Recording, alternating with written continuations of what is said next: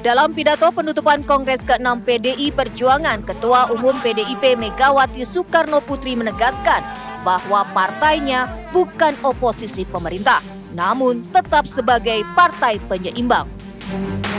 Pidato politik Megawati Soekarnoputri menjadi penutup rangkaian Kongres ke-6 PDIP di Bali Nusa Dua Convention Center, Sabtu 2 Agustus 2025. Megawati menegaskan dalam sistem presidensial yang dianut Indonesia tidak ada istilah oposisi maupun koalisi. Ia menyebut PDIP adalah partai ideologis yang berdiri di atas kebenaran dan akan menjadi partai penyeimbang pemerintah sebagai hak memperjuangkan kepentingan rakyat. Oleh karena itu, PDI Perjuangan tidak memosisikan sebagai oposisi dan juga tidak semata-mata membangun koalisi kekuasaan. Kita adalah partai ideologis yang berdiri di atas kebenaran, berpihak pada rakyat, dan bersikap tegas sebagai partai penyeimbang demi menjaga arah pembangunan nasional tetap berada dalam rel konstitusi dan kepentingan rakyat banyak. Kita akan mendukung setiap kebijakan pemerintah yang berpihak pada rakyat. Namun kita juga akan bersuara lantang dan bertindak tegas terhadap setiap penyimpangan dari nilai-nilai Pancasila, keadilan sosial, dan amanat penderitaan, dan saya tambahkan hukum yang berkeadilan. Apa makna yang disampaikan Ketua Umum Partai PDI Perjuangan ini? Apakah PDIP malu-malu akan masuk koalisi pemerintahan? Atau ini sebagai rasa terima kasih PDIP atas sikap baik pemerintah Prabowo Subianto terhadap Sekjen PDIP Hasto Kristianto?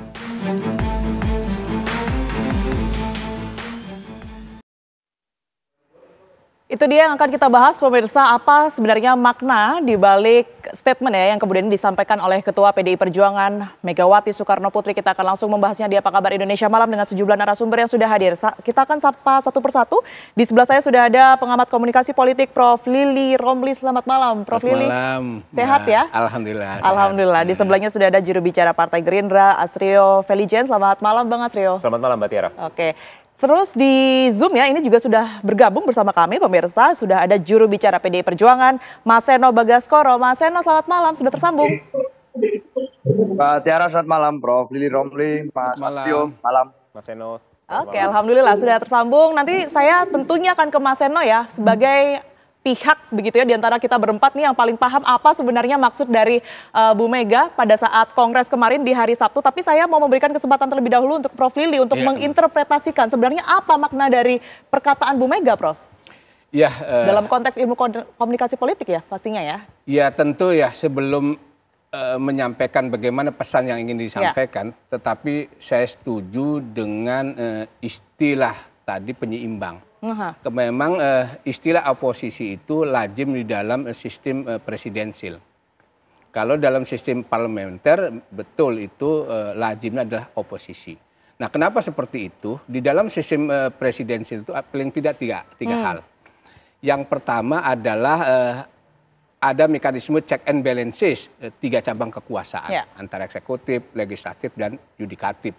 Terus yang kedua adalah presiden itu dipilih langsung oleh rakyat dan memiliki jabatan yang tetap. Nah, dia di Indonesia kan 5 tahun gitu.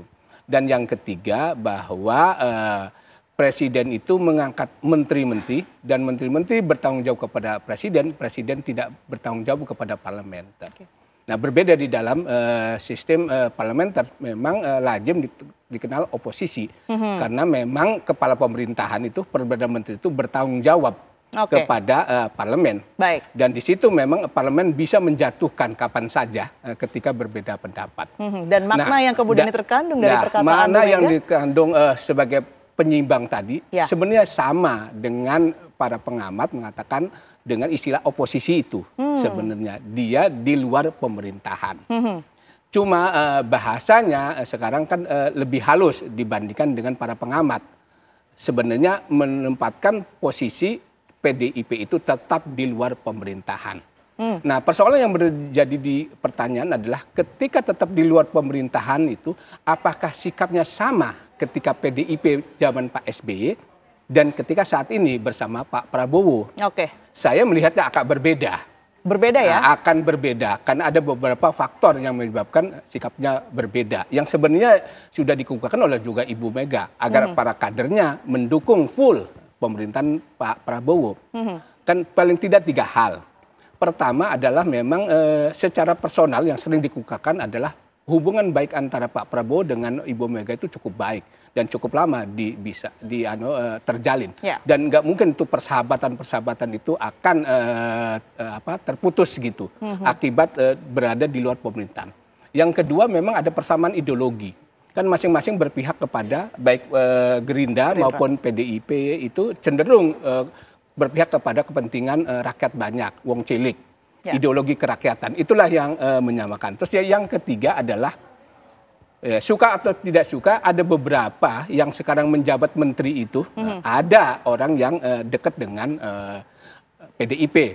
Sebut aja lah Menko Polkam Pak Budi Gunawan gitu, itu kan dekat. Jadi faktor-faktor itulah yang menyebabkan kemudian Ibu Mega di satu sisi suruh agar memberikan dukungan full terhadap permintaan Pak Prabowo.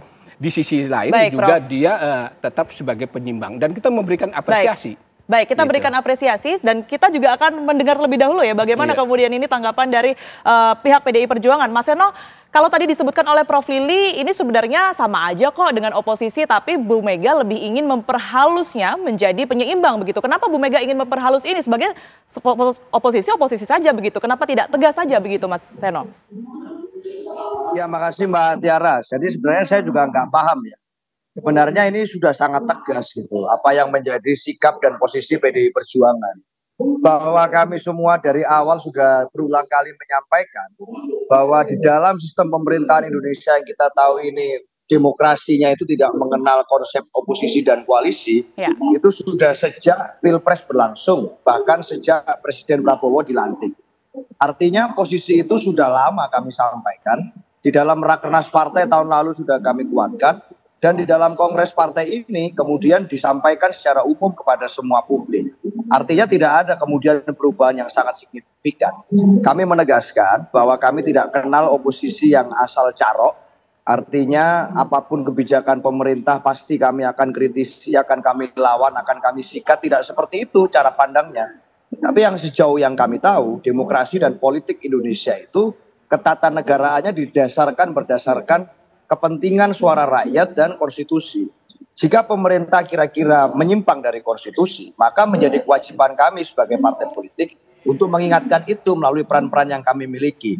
Kebetulan PDI Perjuangan di dalam pemilu kemarin diamanatkan rakyat menjadi partai pemenang pemilu legislatif, sehingga punya suara yang cukup signifikan di DPR. Lalu di berbagai daerah kami juga berhasil dipercaya rakyat untuk menjadi kepala dan wakil kepala daerah di banyak sekali tempat. Nah, konteks dukungan yang kami katakan berulang kali soal kepada pemerintah Pak Prabowo, itu bukan dukungan dalam arti pasrah bongkoan gitu ya, total 100%. Kiri ikut kiri, kanan ikut kanan, bukan seperti itu dukungan yang baik.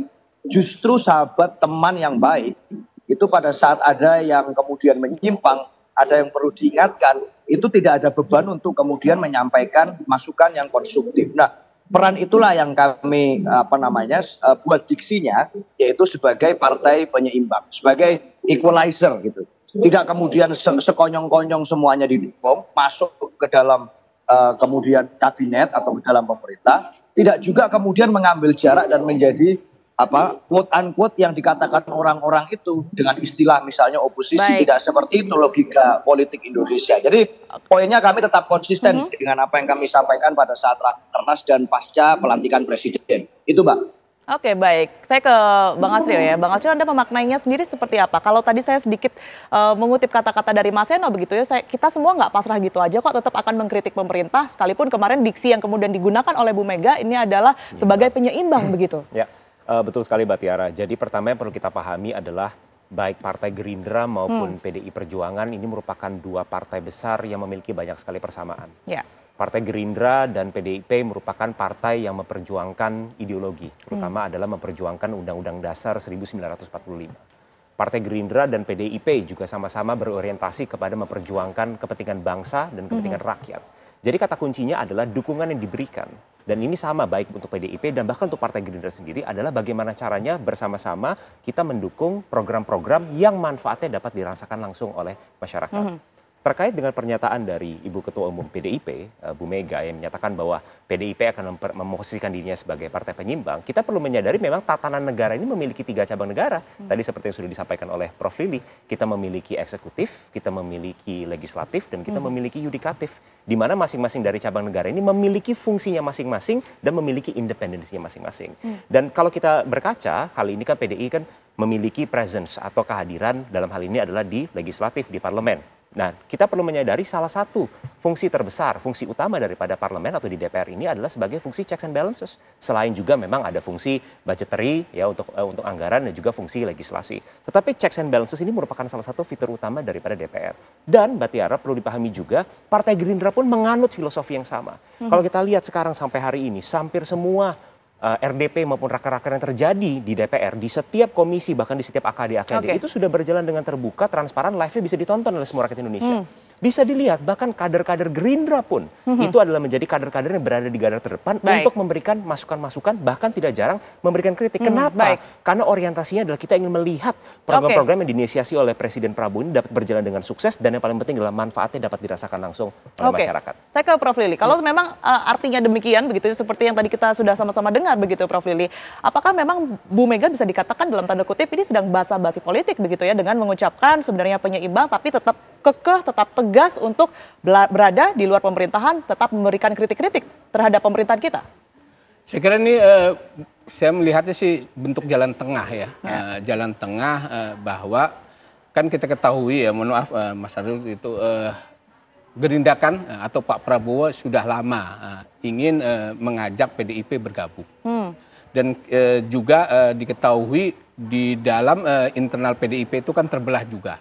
Ada yang ingin bergabung dan ada tetap di luar pemerintahan.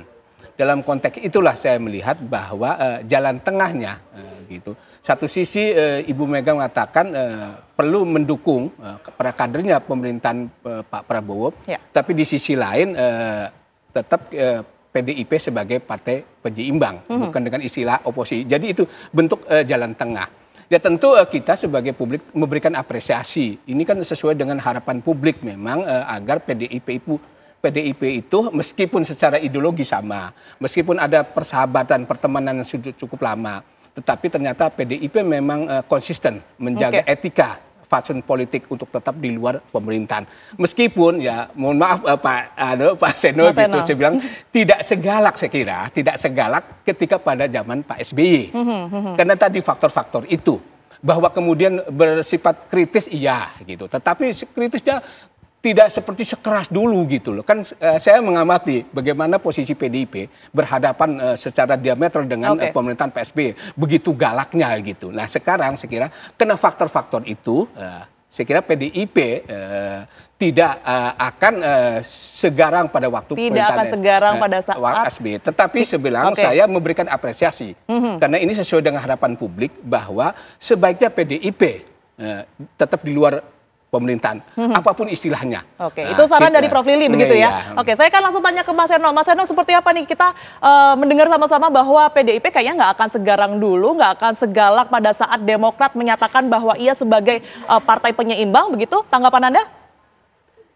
Ya kalau kami sih berorientasi pada manfaat untuk rakyat aja ya Mbak. Artinya kemudian galak atau tidak galak itu kan masalah casing dan persepsi gitu ya.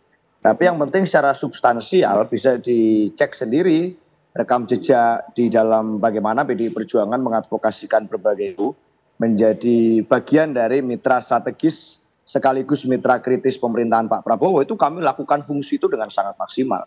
Soal apa deh, kalau kita bicara kasuistis, soal penulisan ulang sejarah misalnya, betapa kami kemudian kader-kader PDI Perjuangan di Senayan itu sangat berada di garda terdepan dalam menyampaikan masukan-masukan, mengingatkan dengan sangat keras soal sejarah itu tidak boleh dipersepsikan sebagai suatu tafsir tunggal misalnya.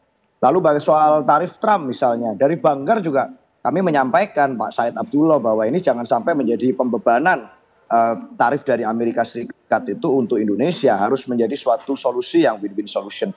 Berbagai kemudian substansi kritik lainnya yang saya kira sangat konstruktif ya di dalam memberikan masukan untuk Presiden Prabowo. Dan pemerintah manapun saya yakin seperti orang nyupir aja pasti ada blind spot yang memang harus diingatkan dari fungsi-fungsi tertentu.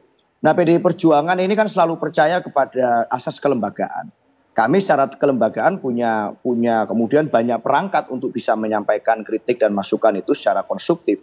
Maka inilah yang menjadi peran kami, equalizer, menyeimbangkan. Jika terlalu condong kepada arah yang tidak menerapkan nilai-nilai Pancasila, pasti kami akan bersuara lantang. Jika kemudian ini programnya adalah program-program pemerintah yang pro rakyat, kebijakan dan haluan yang patriotis, jangan khawatir, 1000% pasti akan didukung oleh kader-kader PDI Perjuangan. Jadi ini pasti nanti tergantung bagaimana nanti dinamika terkait dengan implementasi program-program. Saya yakin secara visi gitu ya, Pak Prabowo ini punya visi yang sangat visioner, punya concern yang sangat baik dan punya jiwa yang patriotis. Tapi implementasinya kan belum tentu nih di bawah di menteri, di dalam pelaksana. Itu tugas kami mengingatkan. Saya rasa itu, Mbak. Baik, saya kembali ke Bang Astrio ya. Bang Astrio, jelang Kongres ya yang kemudian ini pada hari Sabtu kemarin digelar, Kongres PDI Perjuangan, adakah pesan-pesan khusus yang kemudian disampaikan oleh Pak Prabowo sehingga bisa kita artikan bahwa Ibu Mega ini dalam tanda kutip bisa melunak begitu dalam pidatonya kemarin, Bang?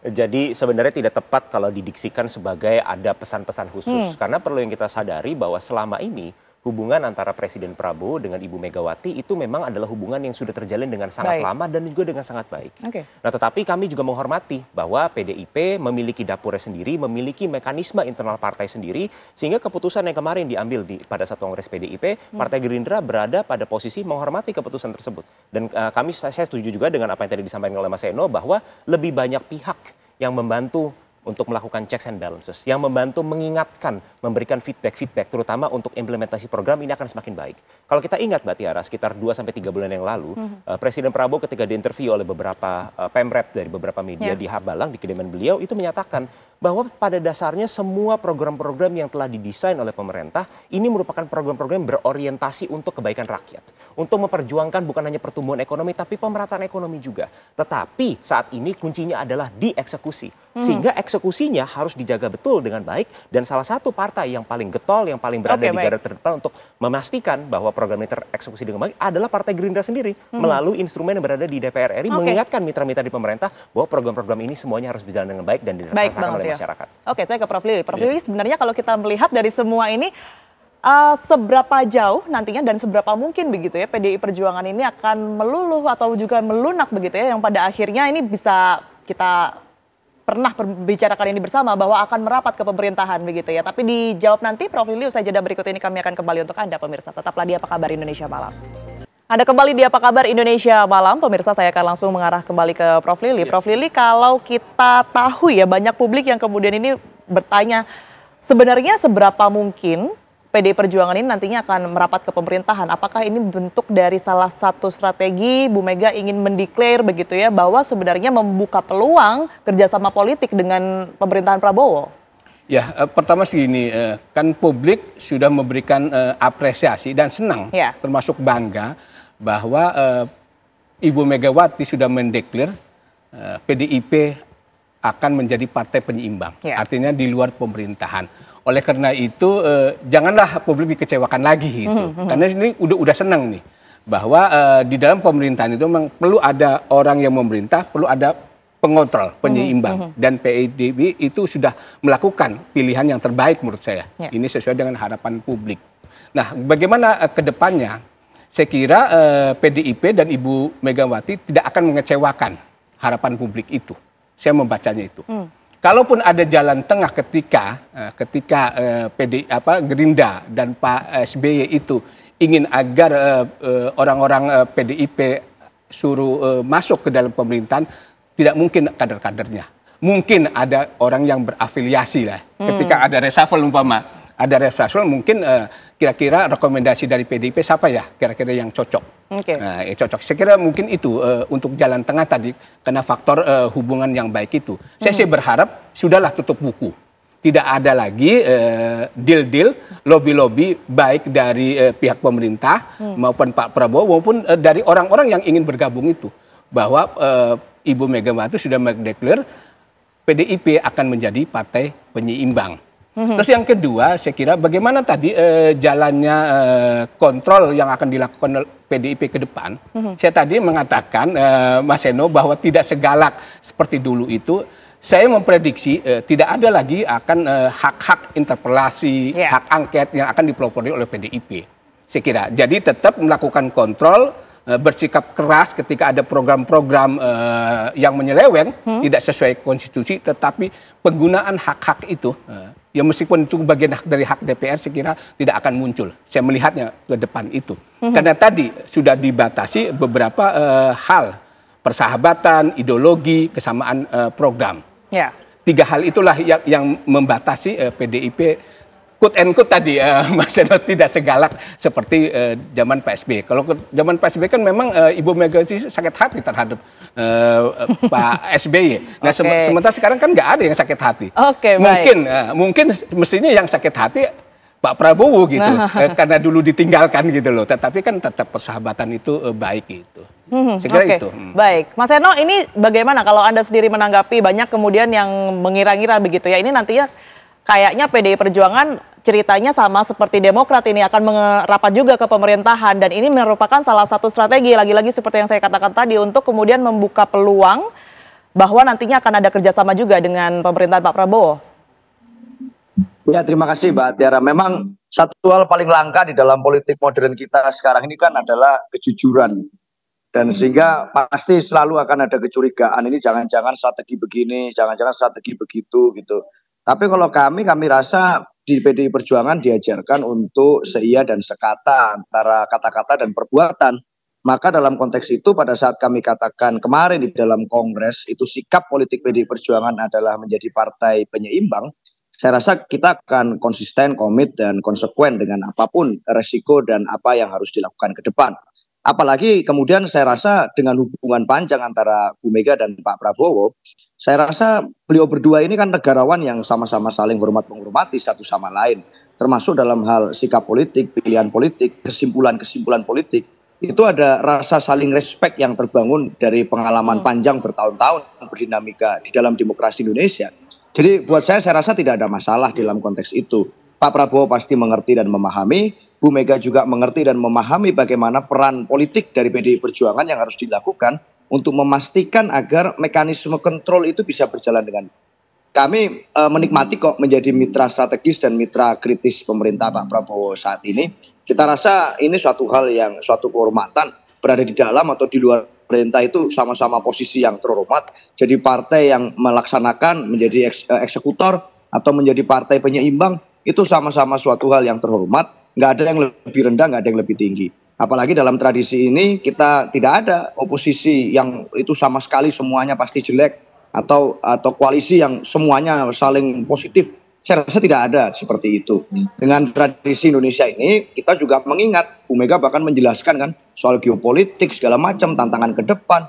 Kalau lihat Bung Karno dulu kan tidak mengajarkan blok-blok kekuasaan seperti itu. Nggak ada ikut blok timur, nggak ada ikut blok barat. Hari ini pun sama, nggak ada ikut blok kemudian kekuasaan atau kemudian blok yang menjadi oposisi kekuasaan. Tidak begitu logika kami. Logika kami adalah bagaimana mendukung pemerintahan Pak Prabowo agar baik. Meskipun sekalipun dengan kritik kadang-kadang apabila menyimpang. Itu Mbak. Oke, baik. Saya ke Bang Astri ya. Bang Astri, kalau kita lihat sejarah panjang ya dari Pak Prabowo dan juga Ibu Mega, ini kan sebenarnya tidak selalu buruk. Bahkan Anda tadi mengatakan ini adalah teman baik begitu ya. Dengan segala kemungkinan ini, apakah bisa diartikan bahwa nantinya Pak Prabowo ini justru lebih sayang ke PDI Perjuangan, ke Ibu Mega begitu dibandingkan dengan partai politik yang lainnya, sekalipun PDI ini berada di oposisi? Mbak Tiara, jadi Bapak Presiden itu selalu berulang kali berpesan, bukan bukan hanya kepada kami kader-kader Partai Gerindra, tapi dalam berbagai kesempatan kepada halayak umum, beliau selalu menyatakan bahwa Indonesia ini berada di sebuah momentum yang sangat penting. Ini merupakan sebuah titik dalam sejarah yang akan menentukan apakah Indonesia ini bisa take off menjadi sebuah negara yang maju, yang adil, dan juga yang makmur. Dan kunci utama untuk mencapai tujuan tersebut, yang saya yakin juga merupakan tujuan dari semua orang, termasuk tujuan daripada PDIP, adalah beliau berpegang teguh bahwa kerukunan itu harus dijaga. Kalau kita sebagai sebuah entitas bangsa terpecah belah secara internal, maka boleh dipastikan tujuan itu akan semakin sulit untuk digapai.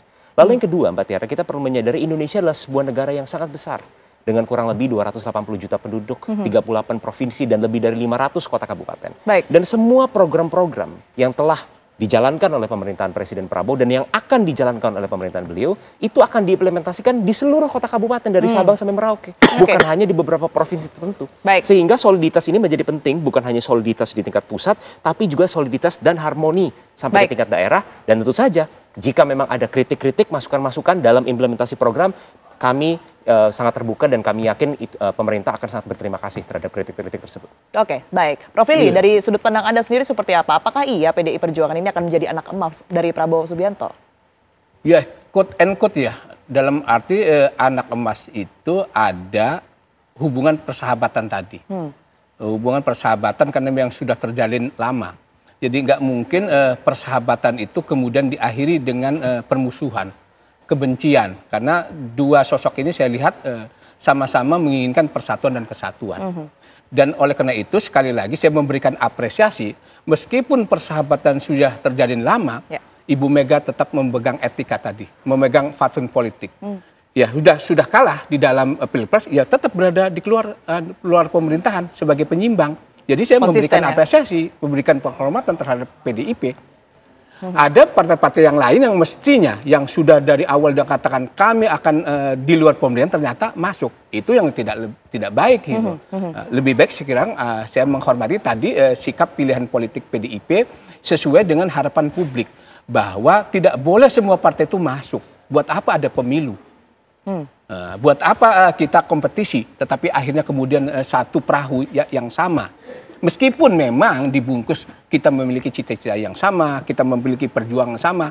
Nah, perjuangan, kehormatan itu kata Pak Seno tadi, bukan hanya di dalam pemerintahan, di luar pemerintahan juga berjuang, terhormat juga. Mengapa kemudian pilihan politik PDIP itu juga tidak diikuti oleh partai-partai politik yang lain? Itu yang sebenarnya publik menginginkan gitu loh. Prof, dengan partai sebesar PDI Perjuangan begitu ya, menyatakan, kita kembali ke tema kita ya Prof ya, menyatakan bahwa ia sebagai partai penyeimbang bukan partai oposisi.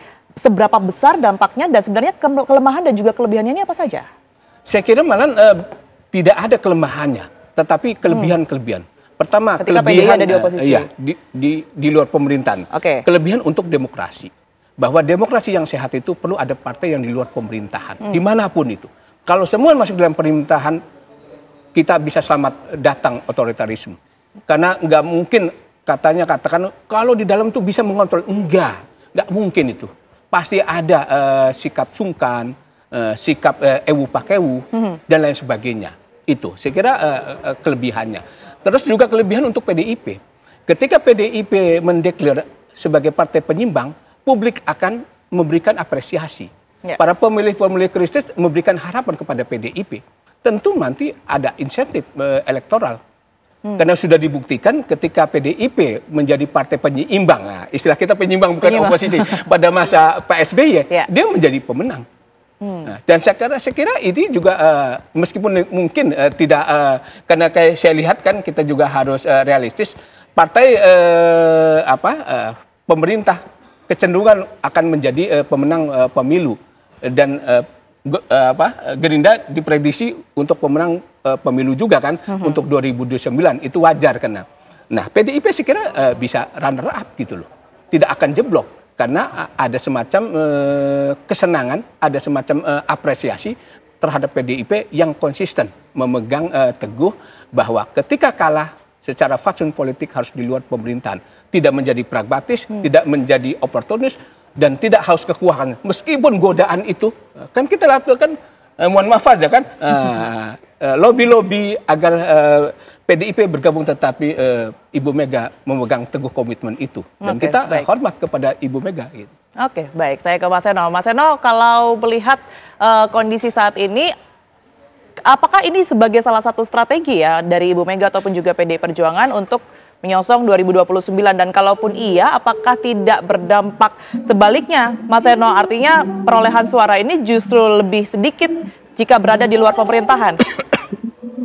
Ya, saya rasa logika dalam menyusun bagaimana posisi dan sikap politik PDI Perjuangan itu tidak melulu semuanya adalah soal logika elektoral ya Mbak Tiara. Ada berbagai variabel lain yang kemudian kami gunakan sebagai dasar pertimbangan kenapa kemudian kami mengambil sikap itu yang sudah disampaikan pada waktu Kongres. Lagi pula kan ini kan selaras misalnya gini, ini selaras dengan aspirasi akar rumput yang selama ini sudah muncul pada saat Rakernas. Bagaimana harusnya PDI Perjuangan memosisikan diri di dalam pemerintahan Prabowo Gibran.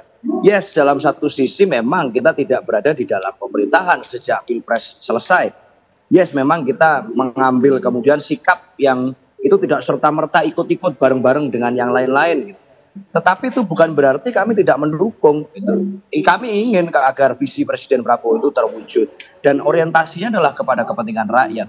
Jadi bukan semata-mata itu adalah logika elektoral. Tapi justru ini adalah cara atau upaya kami untuk menginternalisasikan apa yang menjadi aspirasi dari para kader, dari simpatisan, dari para pemikir, pengamat, peneliti, soal bagaimana berbagai variabel kesehatan demokrasi kita, soal bagaimana harusnya antar partai politik dan negara berelasi, soal kelembagaan partai, itu yang menjadi variabel, tidak selalu melulu hanya soal elektoral, apalagi 2029, masih jauh sekali. Belanda masih jauh gitu. Jadi mikir yang sekarang saja, dan sekarang ini yang menurut kami harus menjadi prioritas perhatian adalah soal bagaimana kepentingan rakyat dilindungi, bagaimana konstitusi dijaga. Itu saja titipan kami kepada pemerintahan Presiden Prabowo. Saya rasa itu, Mbak. Oke, baik. Tanggapan Anda, Bang Alfio? Mbak Tiara, justru Partai Gerindra hari ini sama sekali tidak mau berbicara tentang 2029. Misi daripada seluruh kader-kader Partai Gerindra, mulai dari pucuk pimpinan di tingkat pusat sampai ke tingkat akar rumput di setiap daerah-daerah hanya memiliki satu misi, yaitu adalah bagaimana caranya kita semua bahu-membahu bekerja sama mengawal dan menyukseskan seluruh daripada program-program strategis dari pemerintahan Presiden Prabowo. Kenapa ini penting, Mbak? Karena begini, kami percaya bahwa tujuan daripada partai ini didirikan adalah untuk bagaimana caranya kita membawa kesejahteraan, kemakmuran, dan keadilan bagi seluruh rakyat Indonesia. Sehingga ketika rakyat memberikan amanah kepada Presiden Prabowo untuk menjadi Presiden Republik Indonesia, maka inilah saatnya kita bekerja untuk bagaimana caranya kita menjalankan misi-misi daripada Partai Gerindra. Dan yang lebih penting adalah, Mbak Tiara, kita perlu sadari juga ujung-ujungnya yang menilai ini adalah masyarakat. Dan kita tahu betul bahwa kalau kita hanya menggunakan kalkulator elektoral, maka terkadang akan sulit untuk menjustifikasi beberapa program. Sebagai contoh, hari ini salah satu program strategis daripada pemerintahan Presiden Prabowo adalah program makan bergizi gratis. Ya memang tentu saja ada efek jangka pendeknya, yaitu adalah membangkitkan ekonomi rakyat, ekonomi daerah, terutama bagaimana cara kita menyerap hasil produksi dari petani-petani kita, dari nelayan kita dan sebagainya, menyerap juga tenaga kerja. Tapi salah satu tujuan utama daripada program makan bergizi gratis adalah menyiapkan sumber daya manusia Indonesia yang unggul, yang mungkin hasilnya baru kelihatan 10, 15 maupun 20 tahun yang lagi. Jadi kalau kita hanya menggunakan kacamata elektoral semata, maka otomatis kita tidak akan mungkin dapat memperjuangkan misi-misi mulia daripada program-program ini. Oke, baik. Saya ke Prof. Lili. Prof. Lili, dengan kondisi seperti yang kita bicarakan pada malam hari ini, Prof, kita ketahui bersama, apakah nantinya akan juga memantik gejolak di parlemen? Tapi dijawab nanti, Prof. Lili, kami akan kembali untuk Anda sesaat lagi, pemirsa. Anda kembali di Apa Kabar Indonesia Malam, pemirsa. Langsung saja saya ke Prof. Lili. Prof. Lili, kalau kita melihat yang saat ini tengah terjadi, begitu ya, apakah nantinya juga akan berpengaruh di ruang parlemen, Prof? Apakah ruang parlemen ini juga akan baik-baik saja ke depannya atau akan ada gejolak yang akan terjadi? Ya, saya sih berharap dinamika di parlemen itu ada. Jangan adem ayem. Yang saya takutkan adalah adem ayem itu, tidak ada dinamika. Saya sih berharap juga sikap kritis PDIP terhadap pembahasan rancangan undang-undang, pembahasan APBN dan sebagainya itu harus ditunjukkan gitu. Ya? Meskipun mungkin tidak ada istilah walkout itu, gitu. Jadi sikap kritis itu tetap disampaikan gitu. Karena bagaimanapun kan Ibu Mega sudah mengatakan harus mendukung. Ya. Jadi program-program positif itu akan full didukung oleh PDIP. Jadi dinamika itu ada, tapi tidak sekeras, saya bilang, sekeras seperti sebelum-sebelumnya. Lagi-lagi saya mau mengutip ketika zaman Pak SBY, bahwa sikap kritis itu ada, udah pasti. Karena kalau sikap kritis itu tidak ada, publik juga akan kecewa juga. Ini bagaimana sih PDIP ini? Katanya sebagai penyimbang, tapi menang-menang baik kan, seperti begitu kan, diam-diam saja. Jadi pasti ada dinamika-dinamika itu, tetapi tidak sepanas seperti zaman-zaman dulu. Dan yang perlu ditekankan adalah saya kira memang parlemen itu kan sebagai alat kontrol, bukan dalam konteks untuk menjatuhkan pemerintahan. Dan saya termasuk yang tidak setuju itu. Karena kita rakyat sudah memberikan mandat untuk 5 tahun, ya 5 tahun itu. Jangan sampai diganggu di tengah jalan itu. Dulu juga saya selalu mengkritik pemerintahan SBY itu ya jangan diganggu dalam 5 tahun itu. Nah sekarang juga jangan diganggu bahwa Pak Prabowo tetap 5 tahun, tapi sikap kritis itu ketika undang-undang itu menyimpang dari amanah konstitusi ya harus disikapi. Karena kalau PDIP tidak mengambil alih itu, saya yang takutkanlah ekstraparlamenter. Demonstrasi-demonstrasi, sehingga kemudian muncul tagar-tagar. Nah oleh karena itu amanah ini diberikan ke PDIP, jangan sampai kemudian muncul tagar-tagar yang tidak baik buat jalannya pemerintahan. Oleh karena itu harus diambil alih oleh PDIP, karena itulah kekuatan formil, kekuatan sah di dalam parlemen itu untuk meluruskan jalannya pemerintahan. Jangan biarkan ekstraparlamenter itu demonstrasi muncul di dalam masyarakat, karena memang itu mengganggu karena ketidakpuasan terhadap peran parlemen untuk menjalankan fungsi kontrolnya dan pengawasannya. Saya kira itu Mbak itu. Oke, baik. Kalau dari Mas Endor sendiri seperti apa? Kalau kita lihat nampaknya dari Prof. Lili menyebutkan bahwa kemungkinan dinamika itu terjadi ini akan ada. Tapi tentunya kita berharap akan adem ayam begitu ya, Prof. Lili ya ke depannya. Dan itulah yang kemudian juga tentunya kita ketahui diinginkan pula oleh Bu Megawati Soekarno Putri. Anda melihatnya seperti apa Mas Eno? Kan nggak enak Pak, kalau terlalu adem juga nggak enak gitu kan. Kalau terlalu panas itu juga nggak enak. Jadi yang pas lah, bagaimana pasnya itu. Nah kita kan sudah berulang kali menyampaikan ke publik, bukan baru, ini bukan barang baru, ini soal bahwa kami tidak di dalam tapi kami mendukung. Ini bukan barang baru, sudah berkali-kali sejak pasca pelantikan presiden kami menyampaikan aspirasi di bawah dari para kader itu kurang lebih seperti ini. Kemudian ini dilembagakan melalui lembaga kongres untuk disampaikan secara resmi gitu ya, dengan istilah diksi partai penyeimbang. Tapi ini bukan barang baru. Artinya apa? Kita sudah cukup konsisten, sudah selama sekian bulan pemerintahan Pak Prabowo berjalan ini melakukan fungsi seperti ini. Oke, kami mendukung pemerintahan Presiden Prabowo, tapi jangan harapkan dukungan itu dukungan absolut gitu loh. Semuanya mau itu menyelakakan rakyat, mau itu masuk jurang kami akan dukung terus. Dukungan itu kan bukan begitu. Justru teman yang baik, sahabat yang baik itu tidak hanya mendukung tepuk tangan hore-hore begitu. Tapi pada saat ada kira-kira yang harus kami ingatkan, kira-kira ini akan membahayakan, kira-kira ini menyimpang, kira-kira ini mencelakakan, ya kami harus berteriak, harus bersuara lantang. Dan itulah prinsip yang kemudian kami sampaikan di dalam Kongres Partai kemarin. Dukungan itu bukan dukungan total absolut, kami akan ikut pasrah bongkoan, bukan begitu pemaknaan dan implementasinya. Tetapi juga bukan berarti lantas kami langsung otomatis bergabung sama-sama. Satu visi, satu tujuan, tidak harus satu perahu gitu ya. Berbeda visi, berbeda pemikiran, berbeda perahu, bukan berarti harus bermusuhan gitu. Jadi biasa saja kita ini di negara gotong royong, negara yang kemudian punya sejarah yang berbeda dengan demokrasi politik barat, sehingga tentu saja pendekatannya juga harus berbeda. Nggak bisa asal carok, asal tawur gitu ya, atau asal dukung, nggak bisa. Di PDI Perjuangan saya rasa ada fatsun-fatsun politik yang harus kemudian kita tegakkan soal garis ideologi partai. Dan selama Pak Prabowo berorientasi pada kepentingan rakyat dan berorientasi pada konstitusi, saya rasa nggak ada masalah. Pasti akan didukung oleh seluruh kader PDI Perjuangan dari parlemen hingga ke eksekutif. Itu pasti, itu Mbak. Oke, baik. Bang Atsrio, harapan Anda sendiri di parlemen seperti apa? Ya, saya rasa saat ini sudah dapat kita saksikan bersama-sama apa yang selama ini terjadi di parlemen sudah merupakan wujud nyata di mana salah satu cabang negara yaitu legislasi melakukan fungsi checks and balances ya. Saya ingin memberikan satu contoh Mbak Tiara. Kita baru saja melalui siklus di masa sidang yang terakhir di DPR RI, itu salah satunya adalah pembahasan RKA-RKP, yaitu untuk perumusan era APBN tahun 2026. Dimulai dari pagu indikatif dari pemerintah, lalu dilanjutkan dengan setiap komisi dengan warna yang sangat beragam, dari semua partai ada di situ, melakukan rapat secara intensif dengan seluruh mitra-mitra daripada kementerian. Dengan satu tujuan, mengkuliti program-program apa saja yang akan diakomodir dalam ajuan perencanaan budget untuk tahun depan. Dan ini dilakukan dalam spirit apa, Mbak? Karena kenapa? Kita perlu memastikan bahwa program-program ini semuanya satu dapat dirasakan oleh masyarakat. Yang kedua adalah kemarin baru saja di awal tahun ini, jangan lupa kita baru saja melalui satu babak yang sangat penting di Republik ini, yaitu adalah babak efisiensi.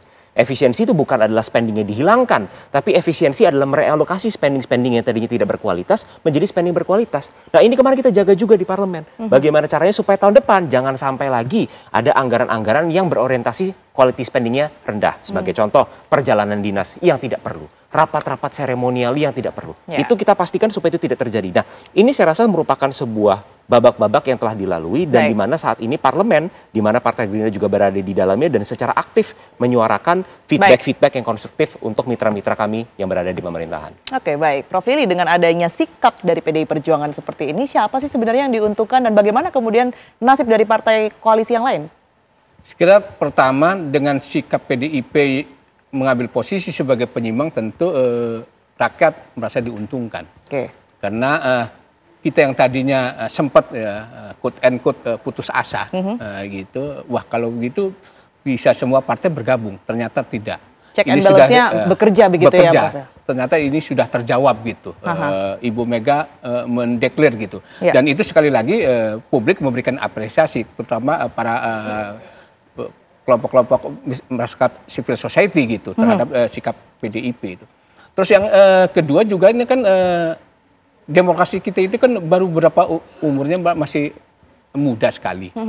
Dan dengan adanya PDIP yang konsisten untuk mengawal demokrasi, ya tentu ini juga menyelamatkan masa depan demokrasi kita. Yang beberapa pengamat demokrasi kita ini mengalami regresi, mengalami kemunduran, bisa juga lahirnya otoritarisme. Ini ada asa, ada harapan dengan PDIP berada di luar pemerintahan itu sebagai penyimbang. Tentu saya kira untuk semuanya juga partai-partai di koalisi pemerintahan ya harus menghormati juga pilihan tadi, pilihan PDIP sebagai partai penyimbang, bahwa mereka juga yang di koalisi memberikan sumbangan untuk kemajuan bangsa, suatu kehormatan, PDIP juga suatu kehormatan juga. Mengambil posisi sebagai partai penyimbang. Jadi dua-duanya itu hal yang baik menurut saya. Itu adalah pilihan politik dan pilihan-pilihan itu tentu akan membawa konsekuensi dari masing-masing partai politik tadi. Yang katakan Mas Seno bukan hanya sekedar elektoral, tetapi juga ada misi, ada nilai. Itu sebenarnya yang diinginkan oleh publik. Jangan selalu hitung-hitungannya elektoral, tetapi misi, virtue dari partai itu apa sih sebenarnya? Kebajikan yang ingin ditorehkan untuk publik ini bagaimana? Untuk republik itu yang sebenarnya yang alpa sekarang oleh partai politik. Sehingga kemudian kan ada kekecewaan, ada kemudian bahkan anti terhadap partai politik. Nah ini ada asa yang ditorehkan oleh PDIP. Betul. Harapan itu juga yang tentunya ingin kita wujudkan begitu ya, Prof. Apapun dinamikanya, tentu kita berharap yang terbaik dan juga berfokus tetap kepada rakyat begitu. Terima kasih banyak, Prof. Lili, atas perspektifnya yang sudah diberikan kepada kami di Apa Kabar Indonesia Malam. Kemudian juga Bang Asrio dan juga tersambung bersama kami, Mas Seno. Terima kasih banyak, Mas Seno dan juga Bang Asrio semuanya, Prof. Lili. Terima kasih. Prof. Lili, sama-sama. Tiara, makasih.